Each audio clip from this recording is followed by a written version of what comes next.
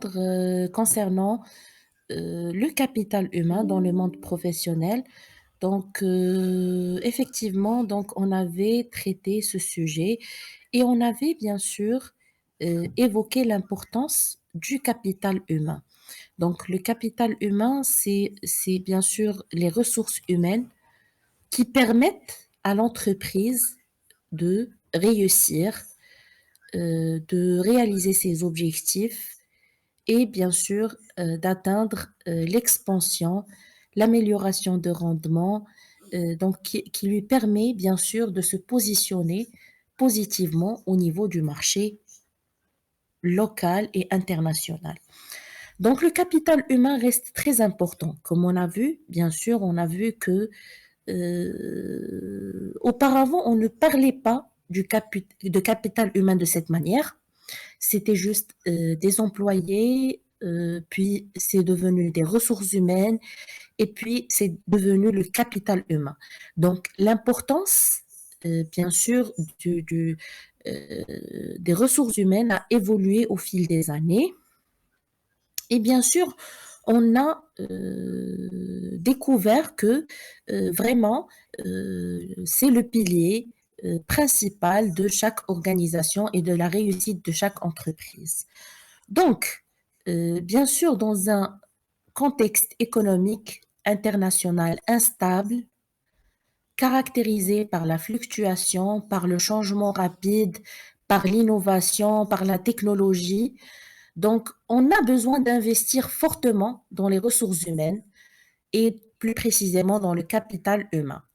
Donc c'est maintenant assimilé à un capital. Donc auparavant, c'était juste le capital financier, mais on dit maintenant le capital financier et le capital humain, ce sont les deux facteurs qui sont primordiaux et indispensables à la réussite de n'importe quelle entreprise. Donc, on a parlé, bien sûr, du contexte, on a parlé de cette capitale humain, on a parlé aussi, bien sûr, de l'entreprise, comment elle doit faire, bien sûr, pour essayer de le faire évoluer, de le garder. Et bien sûr, on a traité le texte, bien sûr, et on a essayé de comprendre le capital humain. On a essayé de comprendre aussi son intérêt et bien sûr son importance vis-à-vis de la performance de l'entreprise. Donc, j'aimerais bien tout d'abord, avant de commencer, que mademoiselle Asma et monsieur Mustapha, bien sûr, qui étaient présents la dernière fois avec nous, ils nous fassent un petit résumé ou une petite récapitulation de ce qu'on a vu, bien sûr, au niveau de ce sujet, avant, bien sûr, d'entamer le débat et de poursuivre, bien sûr, au niveau de cette séance.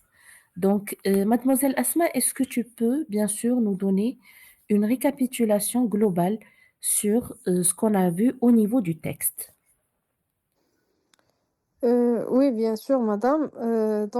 Comme on a dit la dernière fois, que le capital humain, c'est une fortune de l'entreprise. Actuellement, les entreprises, elles s'intéressent beaucoup à ces employés parce qu'ils ont compris que co c'est quoi le mot qui va remplacer, par exemple, le truc qui va, garantir ou, qui va, heu, leur donner des bénéfices. C'est-à-dire بغيت نقول زعما الحاجة اللي غادي تجيب ليهم فلوس كتر. Bien sûr, c'est l'élément qui va leur procurer beaucoup plus de bénéfices et qui va contribuer à la réalisation de bénéfices. Procurer? Oui. Ou bien qui va contribuer à la réalisation de bénéfices. Ah oui, donc ils ont compris que, les employés ou, les ressources humaines sont, les éléments qui vont, contribuer à retirer des bénéfices, Donc ils ont commencé d'investir plus, sur les employés, sur, l'environnement, de rendre l'environnement, sain. Ils ont commencé de recruter plus des jeunes parce qu'ils savent très bien que les jeunes, ils sont pleins d'énergie et ils, facilitent l'intégration des nouveaux recrues. Donc, ils ont aussi des soft skills, plus que les anciens, employés, même s'ils ont plus des expériences que, les jeunes. Mais, les jeunes, ils sont des soft skills, qui vont permettre, de Faciliter heu, l'intégration. oui, de faciliter l'intégration et aussi avec les clients. Donc ils vont être plus, Plus ils sont, flexibles, oui? plus flexibles. Ils vont être Le plus flexibles avec le client. Oui, ils vont être plus flexibles avec le client. Donc, les nou les sociétés, ils ont compris ça. Donc, ils ont aussi, compris que, pour, augmenter le chiffre d'affaires ou, augmenter les bénéfices de la société, donc, vous avez besoin des cerveaux ou des êtres humains qui sont toujours à jour. Donc, ils motivent leurs employés de faire des formations, que ce soit en interne ou des formations à l'externe ou des formations internationales. Donc, pour lui, ils ont compris que si on va, donner la valeur à l'être humain ou à l'employé, si l'employé il est plus à l'aise à la société, donc ça veut dire que la société, elle va réussir et il va aussi garder cet employé pour une longue durée et c'est quelque chose qui est bien pour, l'entreprise parce que si on va à chaque fois, hem par exemple, à chaque fois, on a des nouveaux recrues, on a des nouveaux employés, donc on va jamais on va trouver des difficultés pour réussir, leur société, donc parce que, si la société elle a formé une personne pour une longue durée, par exemple 6 mois, 1 an et après quand il a compris le travail, elle a, s'habitué à parler avec les clients, elle a commencé d'intégrer avec, les gens, donc et l'équipe, elle commence de devenir homogène et d'un coup, l'employé, il n'est pas à l'aise, elle va sortir, elle va démissionner, donc on va, perdre plus de temps pour recruter un nouveau employé et ça va prendre plus de temps pour sa formation, pour son intégration. Donc c'est un perdre de temps pour, la société qui va aussi, impacter, le rendement de la société. D'accord, très bien. Donc, vous avez évoqué un point très important, mademoiselle Asma. Vous avez parlé, bien sûr, du capital humain, son importance, bien sûr, pour l'organisation, pour l'entreprise. Et vous avez parlé, bien sûr, de la nécessité, bien sûr, de le former en continu, aussi, bien sûr, de contribuer à son développement pour qu'il puisse développer l'entreprise par conséquent. Donc ça, c'est très important. Donc pour assurer la performance de l'entreprise, le capital humain doit obligatoirement aussi être à jour, être formé et bien sûr disposer des compétences nécessaires pour le travail. Très bien. Donc il reste tout de même le capital humain, un facteur qui est très important à la réussite de l'entreprise et le facteur, bien sûr, avec lequel l'entreprise, bien sûr, ou bien sans lequel l'entreprise ne peut pas réussir. Très bien. Merci, mademoiselle Asma. Monsieur Mustapha, Donc, est-ce que vous pouvez nous donner, bien sûr, une petite récapitulation sur le capital humain? Bon, madame, donc, concernant la dernière séance, nous avons abordé le sujet du capital humain et on a dit que le capital humain, il est devenu un grand pilier ou un pilier majeur, surtout après le grand changement du monde professionnel. Mais sa valorisation reste face à plusieurs défis. Surtout, c'est-à-dire, si on parle d'une petite ou grande boîte, ou c'est une petite ou grande entreprise, ou une entreprise multinationale. Et après, on a abordé deux points essentiels. Donc, le premier point, c'est comment valoriser les talents, tout en assurant un équilibre ou assurer l'équité entre les employés, malgré qu'on a des profils ou c'est-à-dire des profils différents. Et on a dit que, ou à mon avis, d'abord on doit, c'est-à-dire baser sur des indicateurs, notamment la qualité de travail ou les, des indicateurs de performance, également l'engagement des personnes, euh, aussi les objectifs, c'est-à-dire est-ce qu'on les personnes qui peuvent atteindre les objectifs de l'entreprise.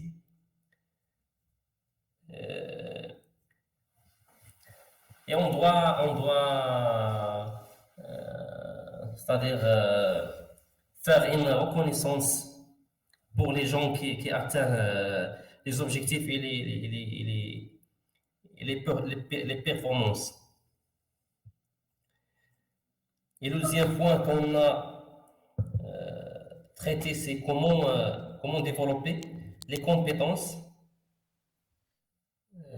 des employés c'est-à-dire dans un contexte économique difficile, surtout après la crise après la crise. Donc, on a parlé de la formation continue ou les formations en ligne, ou aussi des formations internes.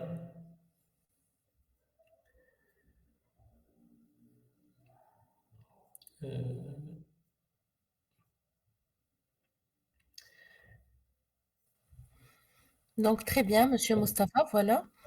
Donc, J'ai oublié le deuxième point. J'ai oublié qu'est-ce qu'on a évoqué dans le deuxième point.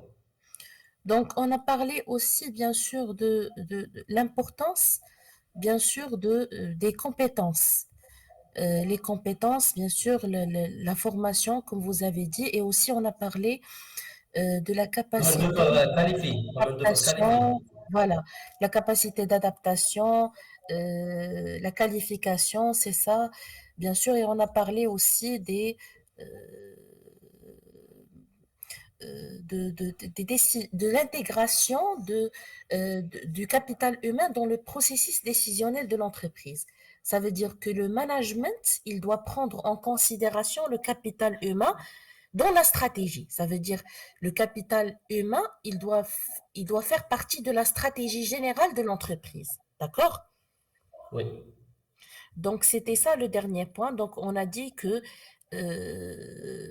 il doit s'inscrire dans la stratégie et pas seulement par des paroles, mais par des actions réelles. Ça veut dire que l'on doit prendre en considération le capital humain, le valoriser, le motiver, Pour motiver, oui, voilà, le former aussi. par des primes, par des formations, par des avantages, par... Exactement. On doit le former aussi.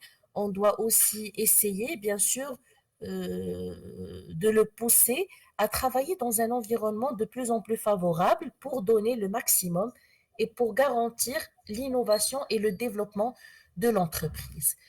Puisque la réussite de l'entreprise, elle dépend bien sûr du capital humain.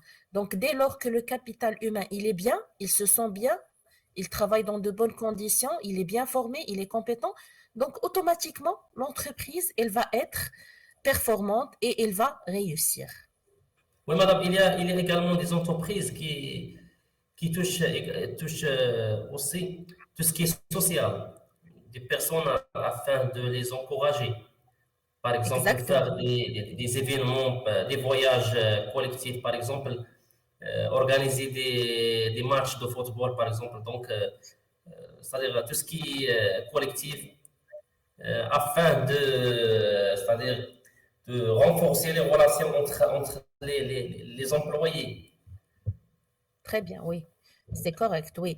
Parce que tout ce qui est social, il encourage bien sûr le positionnement au sein de l'entreprise et il favorise l'intégration. Ça veut dire que même les salariés, ils se sentent de plus en plus intégrés, bien sûr, au niveau de l'entreprise. Et cette intégration, bien sûr, elle implique leur engagement, elle implique aussi qu'ils se sentent, bien sûr, une partie importante de l'entreprise. Donc, تيحسوا براسهم واحد الجزء qui est très important de l'entreprise et comme ça, ils donnent le maximum d'eux-mêmes. Très bien, très très bien, Monsieur Mustapha. Donc, aujourd'hui, donc, on va bien sûr continuer. Donc, on avait encore une dernière problématique au niveau du texte et j'ai préparé pour vous quelques problématiques pour enrichir un petit peu le débat avec, bien sûr, Monsieur Mounir, Madame Soumia et bien sûr avec Monsieur Mustapha et Mademoiselle Asma. Donc, on va bien sûr continuer le débat et on va aussi essayer de, de, de, de lier en quelque sorte les idées que l'on a constituées jusqu'à maintenant. Ça veut dire on va essayer d'organiser un petit peu les idées et bien sûr de faire une sorte de schéma par rapport au sujet. Comme ça, on va garder ces idées en tête. Donc, je vais juste partager avec vous le document qui contient bien sûr les problématiques et on va commencer tout de suite.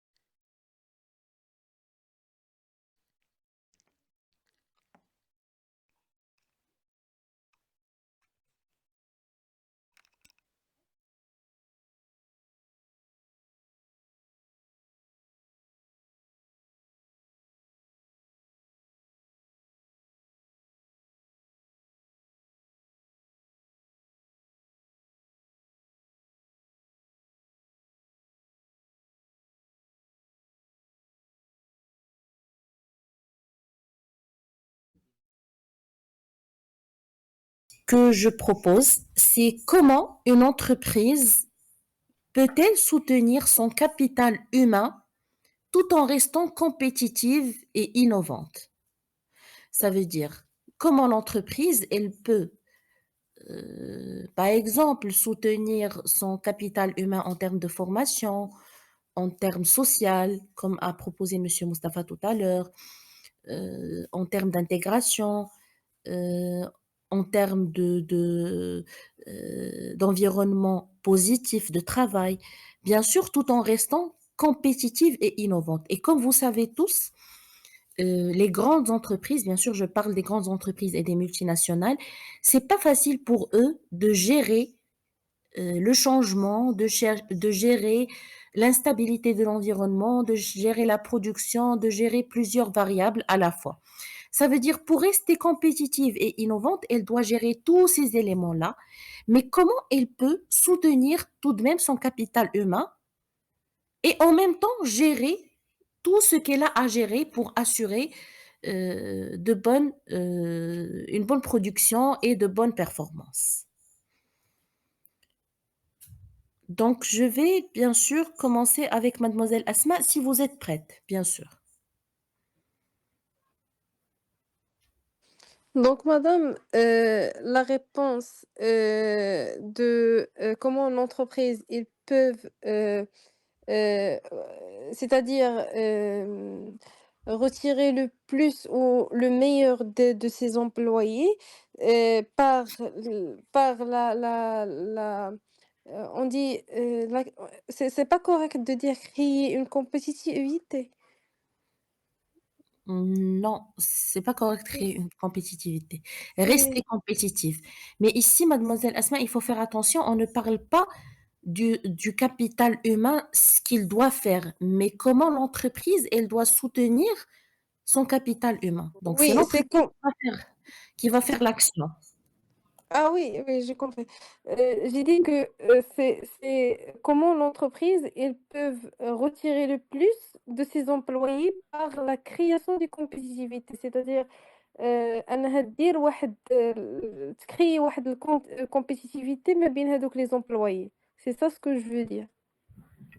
Donc la question, c'est pas vraiment ça. Donc ici, la compétitivité, c'est on parle de la compétitivité de l'entreprise vis-à-vis des concurrents. Quand on parle d'une entreprise compétitive, ça veut dire une entreprise qui prend une place importante dans le marché. يعني عندها سمية في le marché. D'accord? I ici بحال on مثلًا ملي كنهضروا على des entreprises compétitives, on va trouver, dans le secteur de la téléphonie, on va trouver Samsung, on va trouver iPhone, on va trouver Huawei, on va trouver il y a des entreprises qui sont très compétitives.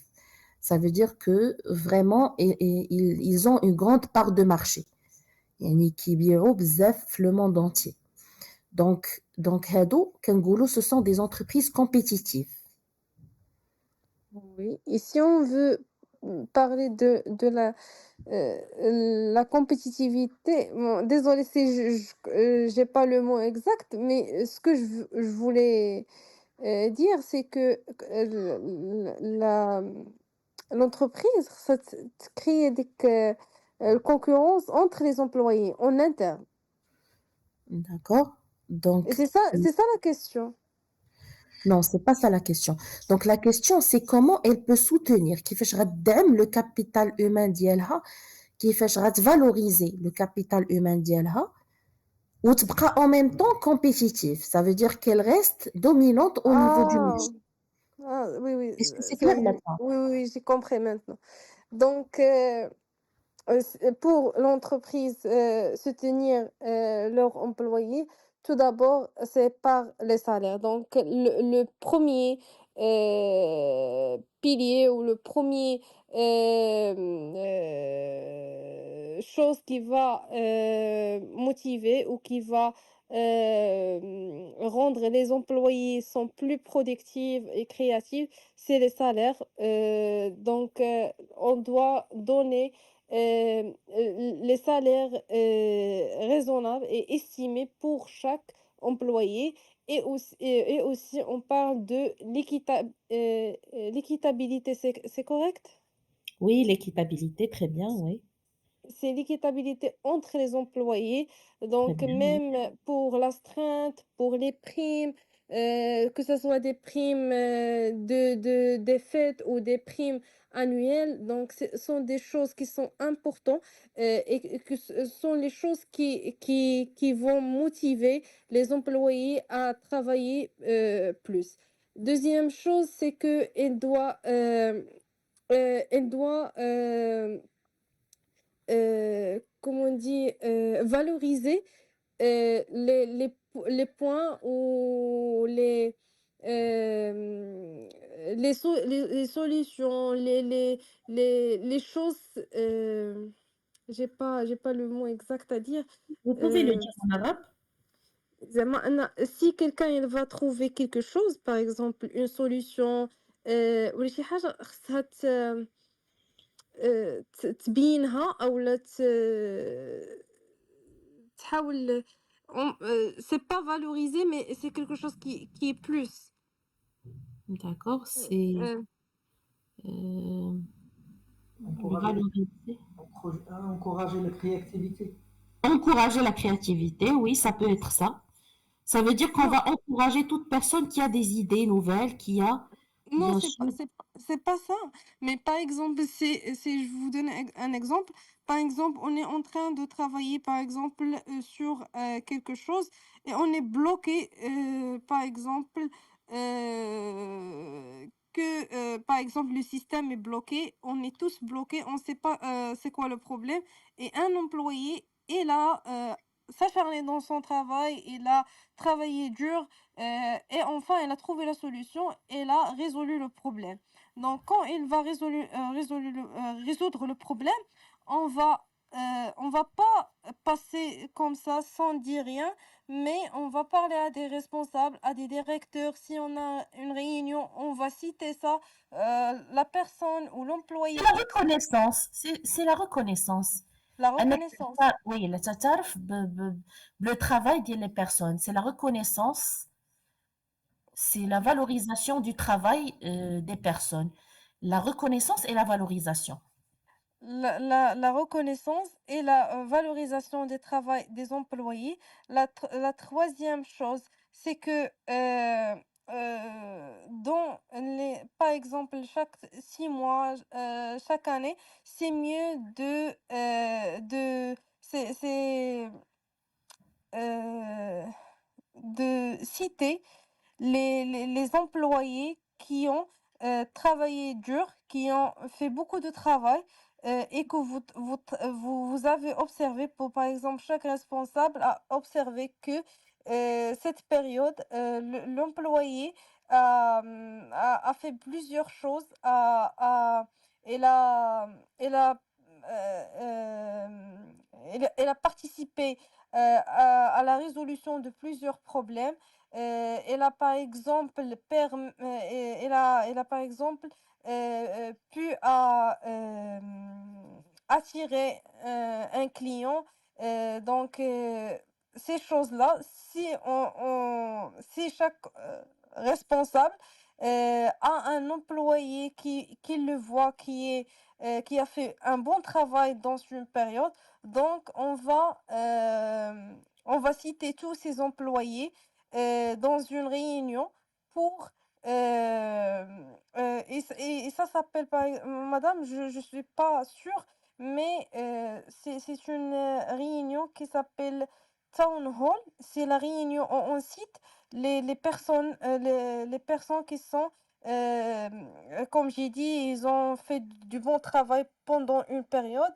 Donc, on le cite dans une réunion où toute la société est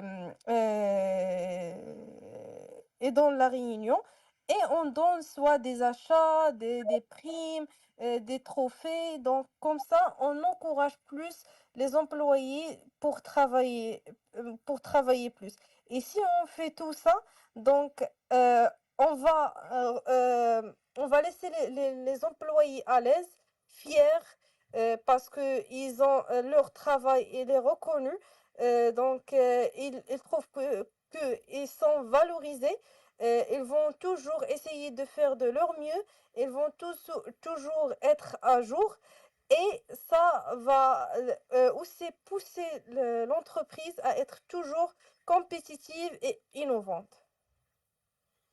D'accord, très bien, mademoiselle Asma. Donc, vous avez surtout parlé ici de la reconnaissance et de la valorisation du travail du personnel et de l'appréciation, bien sûr, du travail et du rendement. surtout du rendement réalisé par le personnel de l'entreprise. Et il faut bien sûr essayer, parce qu'il y a des entreprises, comme vous avez évoqué tout à l'heure, qui font par exemple parfois ce qu'on appelle l'employé du mois ou bien des événements comme ça qu'on organise en interne et où se distinguent un certain nombre d'employés qui ont bien travaillé et qui ont eu un rendement élevé au niveau de l'entreprise. Ils sont récompensés soit par des bons d'achat ou bien par des primes, etc. Donc ça, c'est très important pour soutenir la motivation du capital humain, parce que la motivation, c'est un facteur très, très important, bien sûr, au rendement de l'entreprise. Très Oui, bien. Donc, ça, c'est une très bonne idée et ça peut être, bien sûr, une stratégie qui peut avoir son impact positif pour l'entreprise. Très bien, mademoiselle Asma. Donc, monsieur Mustapha, qu'est-ce que vous pensez par rapport à cette problématique. Donc, pour vous, comment vous voyez le soutien du capital humain? Par exemple, si c'est vous, comment vous aimeriez que vous soyez traité pour avoir un rendement élevé? Ça veut dire quelles sont les choses que vous aimeriez avoir au niveau du travail?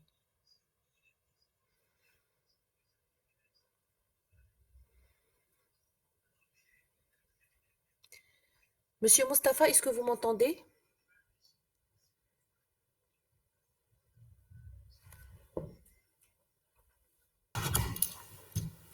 J'ai perdu la connexion. Désolé. D'accord. Donc, je disais, si c'était vous, quelles sont les choses que vous aimeriez avoir pour rester, bien sûr, motivé au niveau du travail? Ça veut dire pour soutenir le capital humain, quelles sont les choses qu'il faut faire au niveau de l'entreprise?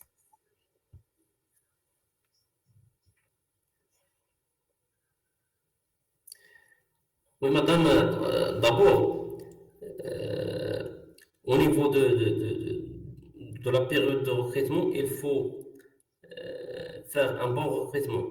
C'est-à-dire le choix des profils, c'est-à-dire les profils adéquats.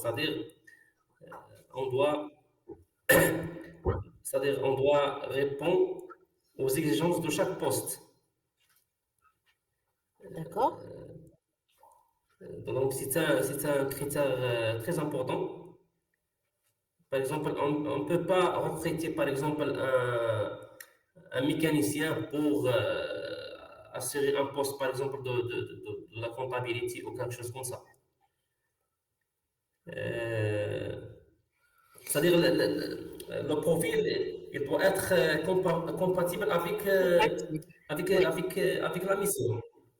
très bien, oui, d'accord. Euh, on peut lier les augmentations du salaire et les primes, c'est-à-dire on peut lier ça avec les performances de chaque personne, avec les objectifs, c'est-à-dire de chaque poste ou de chaque service. D'accord. L'encouragement des agents, surtout qui atteignent les performances ou les objectifs, c'est-à-dire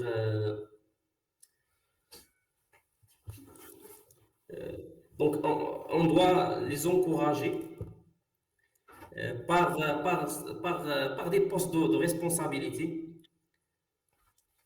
Euh, on ne laisse pas la même personne travailler dans le même poste pendant plusieurs années. D'accord. Il faut bien sûr que ça change, que ça évolue pour éviter Oui, bien parfois sûr, même, oui. oui, et pour éviter cet ennui ou bien ce sentiment que vous faites la même chose et pour favoriser aussi la motivation. Oui. Euh, euh, le- l'organisation des séances d'écoute afin d'échanger, c'est-à-dire les contraintes et les préoccupations des personnels, que ce soit par le responsable de service ou par, c'est pas où, mais par le responsable des ressources humaines. Parce qu'on on trouve des problèmes qui touchent, c'est-à-dire le métier où il y a des problèmes qui touchent tout ce qui est social ou tout ce qui est personnel. Assurer le transport, la restauration, faire des formations continues. D'accord, Et oui. avant d'organiser les formations, c'est-à-dire on doit savoir le besoin en formation des personnels. D'accord. Ça veut dire qu'il faut essayer tout de même d'accompagner le salarié pendant toute sa journée. Ça veut dire il faut le motiver, il faut bien sûr lui assurer les conditions favorables, il faut bien sûr qu'il soit à l'aise, il faut qu'il dispose de toutes les conditions nécessaires pour donner le maximum de rendement. Donc, Pour donner un bon rendement. voilà, On doit créer un environnement sain. ça, voilà, très bien, voilà, Oui. c'est ça. Donc, bien sûr, à chaque niveau où on trouve, bien sûr, le niveau ou bien la qualité au niveau, bien sûr, du contexte où travaille l'employé, quand, bien sûr, il y a une bonne qualité, bien sûr, de bonnes conditions, un bon éclairage, ça veut dire vous êtes assis dans une chaise confortable, vous avez un bon environnement de travail. Bien sûr, pour les collaborateurs, ce sont de bonnes personnes. Il y a bien sûr ça veut dire, il y a bien sûr l'environnement de travail, il est favorable. Donc, la relation avec les supérieurs, elle n'est pas stressante.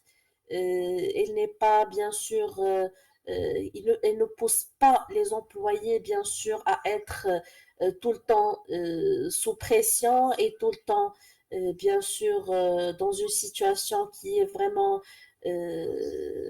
mal à l'aise. Donc, comme ça, bien sûr, le personnel va se sentir, ou bien les employés vont se sentir à l'aise pour pouvoir donner le maximum, pour pouvoir innover, pour pouvoir participer, avoir de nouvelles idées et aussi évoluer avec l'entreprise. Donc ça, tout cela, bien sûr, ça contribue vers l'évolution. Ça veut dire pour soutenir le capital humain, c'est très simple. Il faut juste lui accorder un environnement propice à l'évolution. Ça veut dire نعطيه واحد l'environnement فين غادي يتطور de manière équilibrée, équitable et c'est pas vraiment très difficile. Très bien, Monsieur Mustapha. Mais Donc je madame, vous concernant les grandes entreprises, ils consacrent même un budget pour le personnel, c'est-à-dire pour organiser pour c'est-à-dire faire l'allocation des terrains pour organiser des matchs de football, par exemple, pour organiser des cérémonies, pour beaucoup de choses, afin de renforcer les relations entre le personnel, c'est-à-dire même en dehors du travail. J'ai pas bien compris cette idée, Monsieur Mustapha. Est-ce que vous pouvez répéter? J'ai dit que les grandes entreprises Oui. consacrent un budget pour tout ce qui est social. D'accord. L'organisation ou Oui, oui, l'allocation oui, oui, des terrains, oui. pour, pour organiser des matchs de football des employés afin Oui, de renforcer les relations entre les employés. oui, oui, c'est vrai. Oui, c'est vrai, je suis totalement d'accord avec vous. Je vais vous dire une chose, c'est que les grandes entreprises, elles optent beaucoup pour le social ou pour l'amélioration du social. Ça veut dire que parfois même, vous pouvez, si vous entrez dans les locaux de l'entreprise, vous allez trouver un espace de détente, vous allez trouver un resto, vous allez trouver un café, vous allez trouver une salle de sport. Vous pouvez même trouver une petite crèche pour les mamans qui travaillent. Donc, je parle vraiment des multinationales et des grandes entreprises. Et pourquoi tout cela? Pour que l'employé soit à l'aise et travaille dans des meilleures conditions et bien sûr qu'il ait accès à tout ce qu'il souhaite, bien sûr au niveau de l'entreprise. Bien sûr, quand il est à l'aise, quand le moral il est bien, donc le rendement automatiquement il sera bien. Donc l'entreprise, elle a aussi des contraintes par rapport à la production, des contraintes économiques, des contraintes budgétaires. Donc c'est vrai que c'est pas très facile de gérer à la fois le capital humain et de gérer toutes ces contraintes. Mais tout de même, quand on comprend que le facteur humain est un pilier très important. Et quand on comprend que le facteur humain, c'est lui qui va nous pousser à atteindre tous les objectifs, ou bien tous les objectifs, là, on comprend que c'est complémentaire. Ça veut dire que si j'investis dans le capital humain, ça va être facile de rester compétitif, ça va être facile pour moi d'être innovante. Peut-être que l'innovation, elle viendra du personnel même de l'entreprise. Est-ce que c'est clair?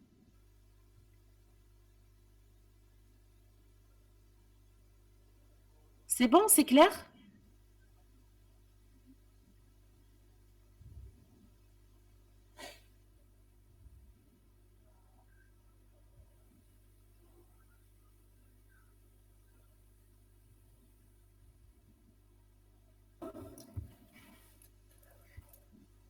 Très bien. Donc, Monsieur Mustapha, donc je vais passer à Monsieur Mounir. Allez-y, Monsieur Mounir. Donc, est-ce que, bien sûr, vous pouvez nous parler un petit peu de cet équilibre entre le soutien du capital humain et la compétitivité et l'innovation chez les entreprises? Comment elle peut assurer cet équilibre? Allez-y. Madame, pour moi, je vois que pour soutenir le capital humain, il faut, pour moi, je vois deux choses, reconnaissance et la valorisation. C'est deux éléments clés pour soutenir le capital humain dans les entreprises. Euh, il, euh, pour moi, je vois plusieurs entreprises qui utilisent des formations internes et gratuites. Ils utilisent des plateformes qui utilisent des formations dans plusieurs domaines, des formations en ligne gratuites qui permettent de donner des certificats ou bien des diplômes internes et qui, à partir de cet certificat ou bien de cet diplôme, elle permet les employés de- d'occuper des postes internes dans la société.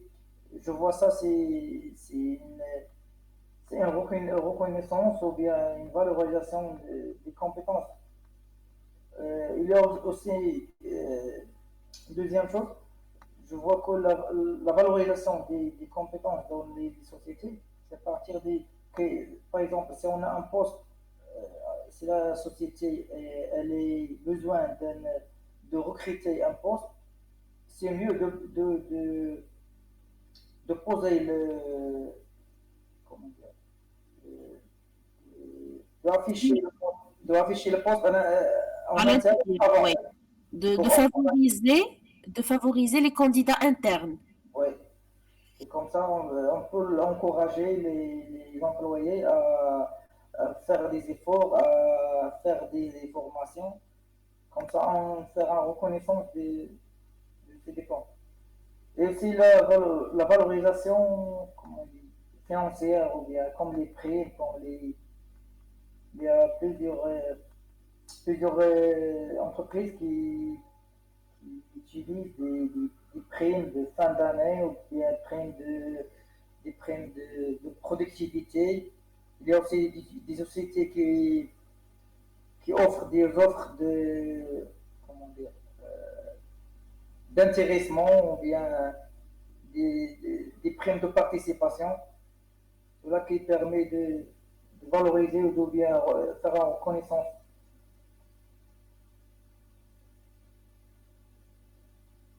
D'accord, très bien. Donc, pour vous, la meilleure méthode d'assurer cet équilibre entre le soutien du capital humain et la compétitivité, c'est de favoriser l'emploi au niveau interne ou bien l'évolution des carrières en interne. Ouais. Ça, c'est d'une part. D'autre part, c'est que ça soit bien sûr toujours que l'employé interne soit bien sûr avantageux, bien sûr, aux candidats externes et peut bien sûr toujours être recruté dans les postes vacants au niveau de l'entreprise. Donc, pour vous, ça, c'est une meilleure reconnaissance, c'est une meilleure motivation, c'est une meilleure technique pour assurer le soutien du capital humain à la fois et la compétitivité de l'entreprise. Très bien, monsieur Mouk, oui, Je te donne un exemple. Par exemple, oui, Renault Nissan au Maroc, il a pris plusieurs profils qui, qui sont. Moi, j'ai un ami qui travaille, qui a commencé à Renault Nissan. Au début, il a commencé comme un opérateur de machine. Maintenant, il est responsable d'unité. Il a fait son master dans l'unité. C'est Renault qui a occupé de faire son master, une formation, je pense, d'un an à Marrakech, je pense. Et maintenant, il est un responsable d'unité. très bien. Donc, elle a assuré sa formation, Ouais, elle a assuré son intégration, donc elle a bénéficié et il a bénéficié aussi. Donc, les deux, ils ont profité positivement de la situation. ouais. Très bien, très très bien, Monsieur Mounir.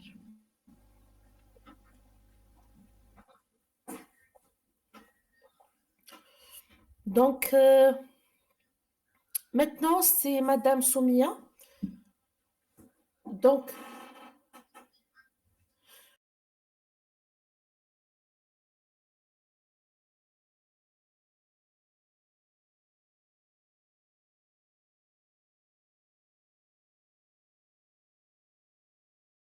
pour la deuxième question, allez-y, Mademoiselle Asma.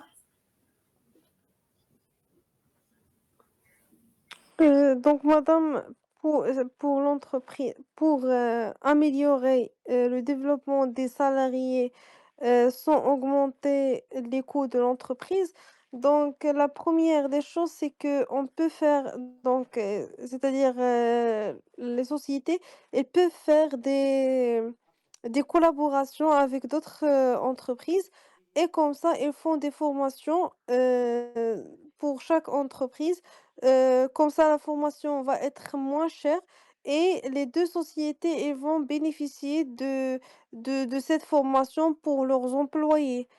On peut aussi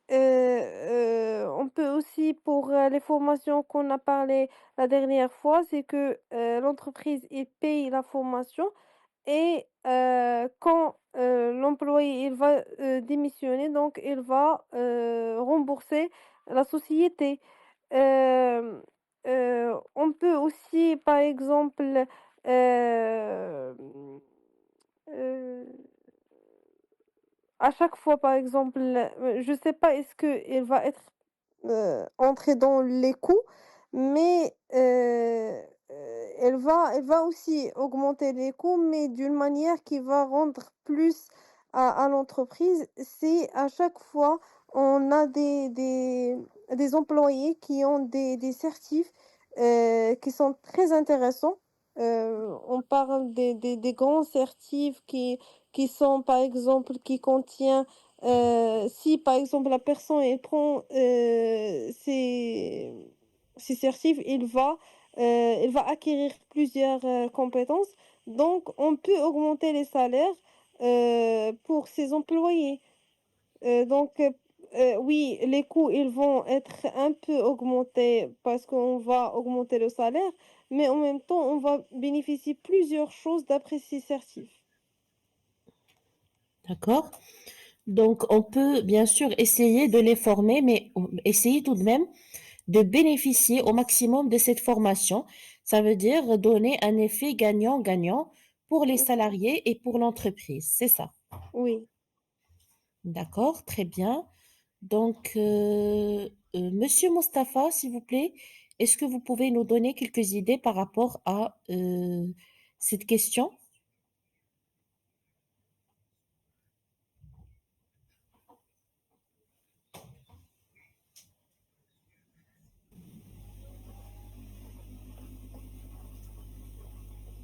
Oui, Monsieur Mounir, vous pouvez commencer? Oui, madame. Oui. Comme réponse, pour développer le capital humain tout en maîtrisant les coûts, les entreprises peuvent adapter des formations en ligne gratuites. Quand j'ai dit, il y a plusieurs boîtes qui utilisent des plateformes euh, qui offrent des formations par plusieurs domaines, des gratuits, avec des certificats. Et aussi adapter des programmes de mentorat. Euh, je te donne un autre exemple. Ici, dans la boîte que je travaille, la plupart des formations, c'est des salariés de l'entreprise qui fait les formations. Le groupe il propose des formations et c'est des salariés qui occupent des formations avec des primes qui, Ça veut dire que c'est les salariés qui font des formations pour d'autres salariés. oui, parce que la société au travail, c'est un groupe. Il a permis, ou bien il a mis cette Cette solution, stratégie, oui. cette stratégie. Ben, maintenant, la plupart des formations, chacun il a choisi une formation, il a parti faire des cours et des formations, et il a pris la formation, maintenant il fait la formation pour tout le groupe. Pour tout le groupe. C'est pas nous ici pour cette société, mais là, pour les autres boîtes. Société, oui. Ce sont des salariés qui sont expérimentés, qui sont un peu Oui, bien, âgés. oui, bien sûr. D'accord. Donc, ils vont partager leur expertise, ce qu'ils ont appris, bien sûr, au fil des années. C'est une idée qui est vraiment Selon, très, selon, très... oui, madame, selon les formations, parce qu'il y a des formations qui n'ont aucune relation avec l'expérience. Si on parle, par exemple, de l'incendie, ou bien des extracteurs, ou bien, tu vois, c'est des formations loin de l'expertise, ou bien, c'est des formations qu'il faut après, c'est pas à la société. C'est l'idée, est-ce que l'idée c'était clair? D'accord. Donc, et il assure des formations. Déjà, ils ont commencé par leur propre entreprise ou bien par l'entreprise où ils travaillent et par la suite, ça s'est étendu à d'autres entreprises. Très bien, donc c'est une très bonne idée. Donc, ça peut bien sûr assurer l'amélioration des salariés, bien sûr le développement de leurs compétences, bien sûr avec un coût qui peut être très adapté pour l'entreprise. Très, très bien. Donc, Monsieur Mustapha, donc pour la deuxième question, je ne sais pas si vous m'entendez ou non, Monsieur Mustapha. Oui, madame. Oui, allez-y. Oui, comme elle a dit, M. Mounir et mademoiselle Esmer, euh, on commence par l'organisation des formations internes en bénéficiant des salariés cadres ou ingénieurs et également les personnes expérimentées afin d'organiser des formations pour les gens qui n'ont pas d'expérience. D'accord, oui. Deuxième chose, exemple, comme j'étais à une entreprise dans le secteur privé, notamment l'agroalimentaire, l'entreprise elle a recruté une formatrice dans le domaine de l'agroalimentaire. Euh, L'entreprise elle a plusieurs usines. Donc, à chaque fois, le formatrice organise des formations pour le personnel. Même ça les salariés qui ont un autre domaine. Mais l'objectif de l'entreprise, il faut, c'est-à-dire tous les salariés doivent parler par le même vocabulaire. D'accord. Donc, Euh, oui. Encourager les employés à participer à des projets internes, ce qui développe les compétences des employés. Euh, et j'ai aussi une expérience. Donc, avant de commencer, quand j'étais dans la même entreprise, avant de commencer c'est-à-dire la journée, donc on fait une réunion un quart d'heure ou une demi-heure devant un tableau. Donc, on discute les problèmes qu'on a rencontrés durant c'est-à-dire la dernière la journée précédente et on propose des solutions sur le tableau et même on participe ou c'est-à-dire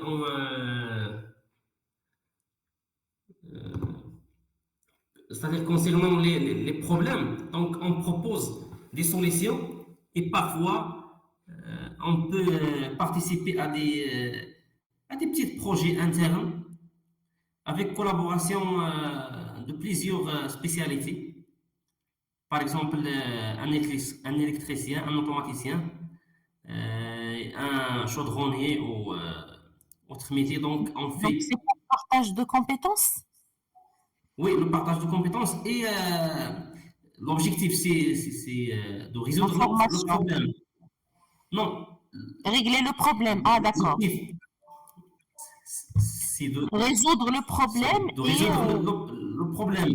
ouais, ouais, ouais, Mais, j'ai compris. mais puisqu'on a la participation de plusieurs spécialités ou plusieurs métiers, donc on bénéficie beaucoup de choses.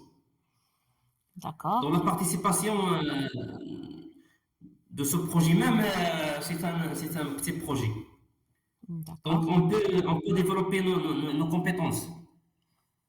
Et d'accord. ça, il instaure une bonne pratique. D'accord. Ça Également, il permet, encourage les gens de développer leurs compétences. d'accord, très très bien, voilà.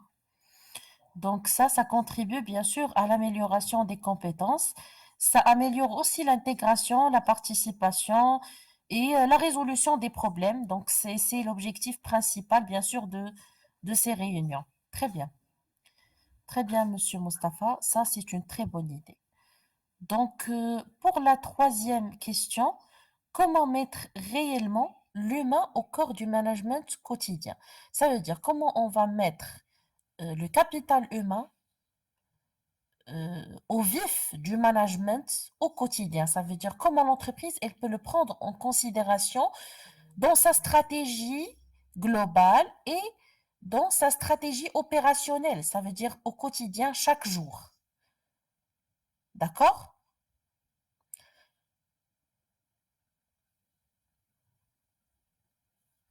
Madame, c'est-à-dire comment on peut contribuer l'employé au management? Ça veut dire comment le management, le capital humain au cœur du management au quotidien. Ça veut dire comment l'entreprise, elle peut prendre en considération تاخد بعين الاعتبار le capital humain في le management ديالها.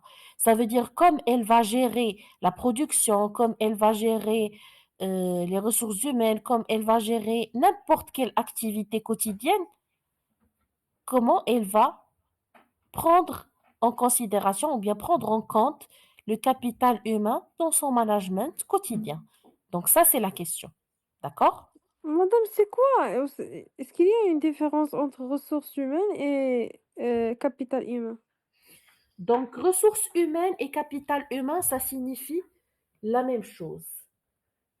Mais capital humain, on a commencé à utiliser ce terme lorsque les ressources humaines ont pris plus d'importance que on a utilisé le capital humain lorsque les ressources humaines ont pris plus d'importance. Ça veut dire qu'ils sont devenus très très importants au niveau de l'organisation. On les a assimilés à un capital. شبهناهم برأس المال, capital. Ah, D'accord? mais c'est la même chose. C'est la même chose, oui. Ah, d'accord.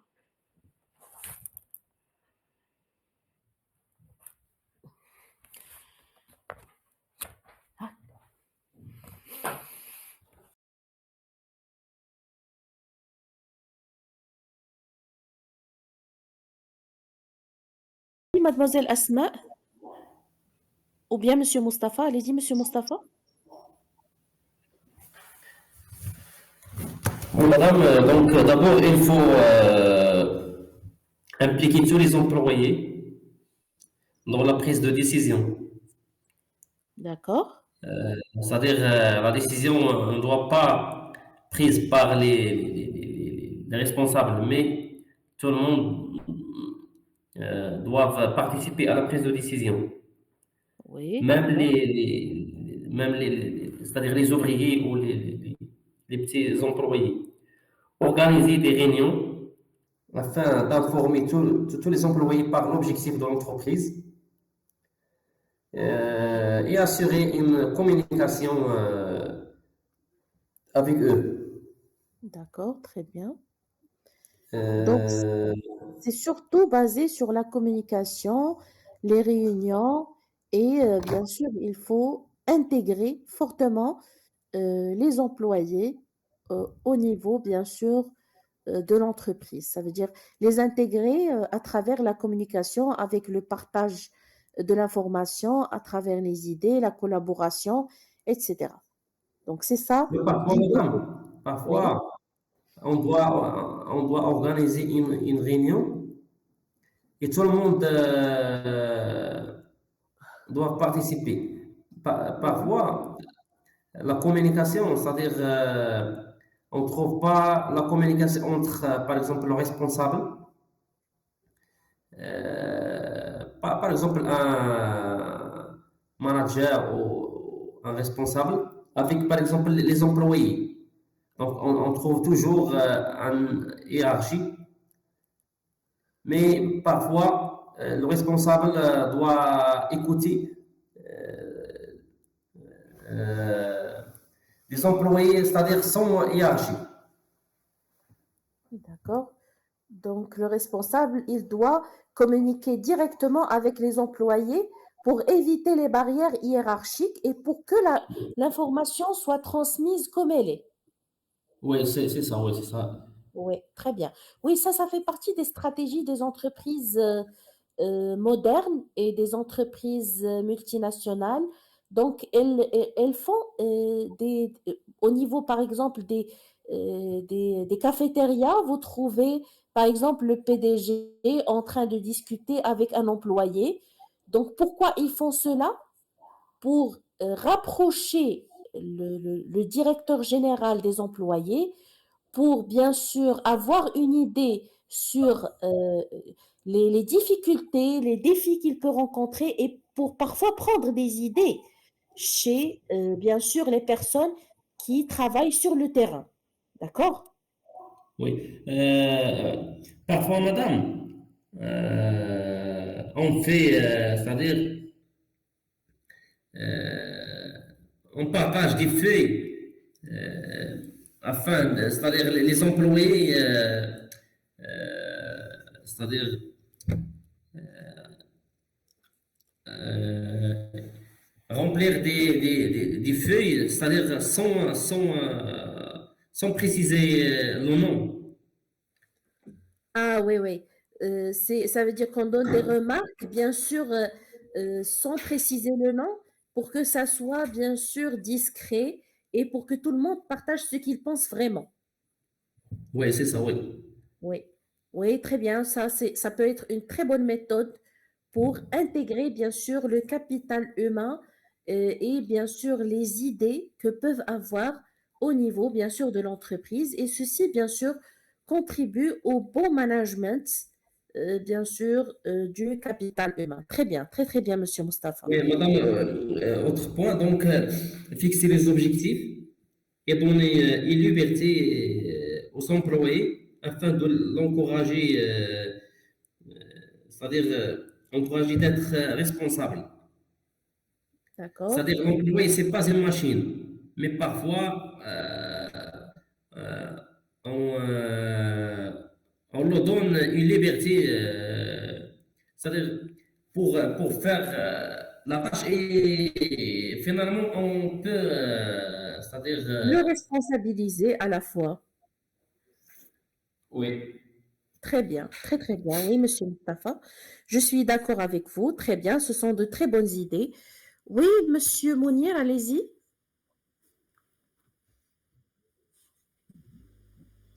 Oui, madame. Pour moi, je vois que pour mettre l'humain au corps du management, il ne suffit pas des mots.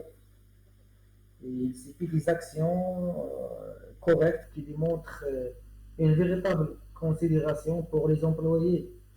Cela implique d'écouter leurs besoins, de les soutenir dans leur développement et les valoriser, et de créer un environnement de travail où chacun se sent respecté et impliqué et motivé. Lorsque les employés se sentent écoutés et soutenus, ils sont plus engagés et performants. C'est ça ce que j'ai, madame. Oui, oui, bien sûr. Ils sont plus engagés, plus performants et bien sûr, ils sentent ce sentiment d'appartenance à l'organisation. Ça veut dire ils ne se sentent plus que des éléments qui travaillent, mais qu'ils se sentent bien sûr une partie euh, importante et intégrante de l'organisation. Oui, très bien, Monsieur Monnier. Madame, il faut que le manager ou bien le responsable donne l'exemple Oui, des actions. d'accord. Oui, très bien. Donc, Mademoiselle Asma, allez-y, s'il vous plaît. Donc, madame, comment mettre réellement l'humain au cœur du management au quotidien? Donc, je vois, il y a euh, un, un petit truc que je vois qu'il aide à faciliter le management, que ce soit pour les responsables ou pour les employés. Ce sont les activités que les entreprises, elles font. Donc, et on observe dernièrement surtout les grandes entreprises et les multinationales, ils n'hésitent pas à chaque fois, ils font des événements, des activités, comme ça, ils facilitent ou euh, ils aident à l'intégration entre les responsables et les employés. Comme ça, Oui, même les responsables, ils vont remarquer euh, ou ils vont s'inspirer des autres responsables, des méthodes, comment les entreprises, les autres responsables traitent leur équipe, comment l'équipe, par exemple, elle est homogène, donc il va essayer d'imiter la méthode de la responsable et aussi on va essayer d'intégrer ou rendre la société, toute la société homogène. Donc même si quelqu'un il veut changer le poste pour un autre poste, il va pas trouver des difficultés parce que il est déjà intégré et c'est les responsables, les autres employés, l'équipe, même la méthode de management de responsable. Donc, il va pas trouver des difficultés pour contribuer ou pour c'est pas rejoigner un telle équipe. La D'accord. deuxième chose, c'est que, c'est mieux de par exemple, on trouve que à chaque année, on a des stagiaires de PFE. Donc, les responsables, dans ce cas, c'est favorable ou c'est mieux qu'ils laissent, l'encadrement de ces stagiaires pour, ou à un employé. Comme ça, elle va essayer, elle va ressentir qu'elle est responsable, donc elle va essayer de mettre en place de son responsable. Euh, Ça, cette méthode, elle va l'essayer par la suite d'éviter plusieurs choses qu'il n'a pas fait attention, par exemple le retard, le respect de délai de la tâche. Donc, par exemple, des choses qui ne valorisent pas et pour un responsable sont importantes. Donc, il va, donc, Ça, c'est une très bonne idée, oui. oui, donc quand il va encadrer les stagiaires, il va travailler dur pour que ils vont réussir leur travail ou leur PFE, parce que pour lui, c'est une responsabilité de le réussir, et c'est la même chose pour un responsable. Donc comme ça, il va faciliter la tâche pour le responsable et pour toute l'équipe. Très bien. Donc, tout d'abord, il va essayer de donner l'exemple. Et en donnant l'exemple, il va bien sûr respecter plusieurs choses, plusieurs exigences, bien sûr relatives, bien sûr au poste et bien sûr à l'assiduité. Très bien. Donc, bien sûr, pour placer l'humain au centre des pratiques managériales, donc, il faut bien sûr, je pense bien sûr, et à mon avis personnel, je pense que il faut avoir euh, une certaine écoute active par rapport au personnel de l'entreprise. Donc, surtout pour les responsables les hiérarchiques et aussi pour la direction générale.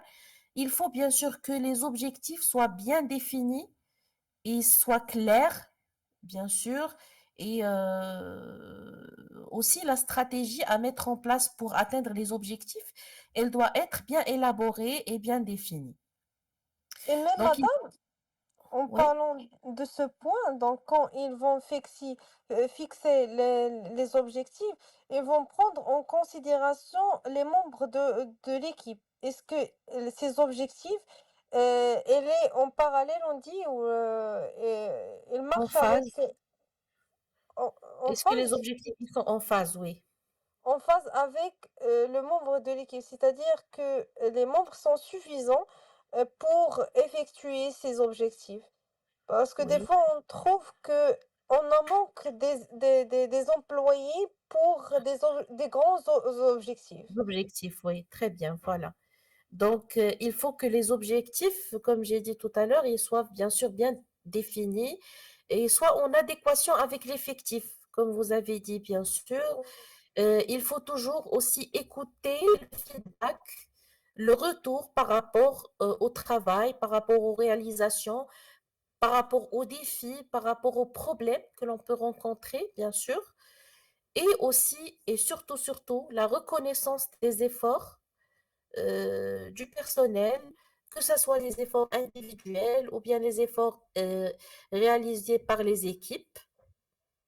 Aussi, bien sûr, il faut que les conditions de travail soient améliorées au maximum et bien sûr que la communication, elle soit bienveillante, constructive et bien sûr que, comme j'ai dit tout à l'heure, qu'elle se base sur l'écoute active. Donc, le management bien sûr, ou bien les pratiques managériales qui sont, qui prennent en considération l'humain ou bien centrées sur l'humain, ce sont des pratiques qui prennent au niveau de la stratégie de l'entreprise. Ça veut dire, dans la stratégie globale d'entreprise, les objectifs globaux, on pose aussi l'humain parmi ces objectifs. L'humain à travers l'amélioration des conditions de travail, à travers la motivation, à travers la fidélisation. Ça veut dire que si quelqu'un travaille chez nous, il ne doit pas quitter l'entreprise. Et bien sûr, il faut instaurer une certaine confiance entre, bien sûr, les membres de l'entreprise. Donc, je pense que, bien sûr, c'est clair pour tout le monde. Je pense que maintenant, le concept de capital humain, il est clair, il est bien cadré. Donc, on va bien sûr s'arrêter ici pour aujourd'hui. Donc, on va continuer bien sûr dans les prochaines séances. Je vous souhaite une excellente soirée. Prenez soin de vous et on se voit, Inch'Allah, le lundi pour continuer notre aventure, Inch'Allah. Inch'Allah.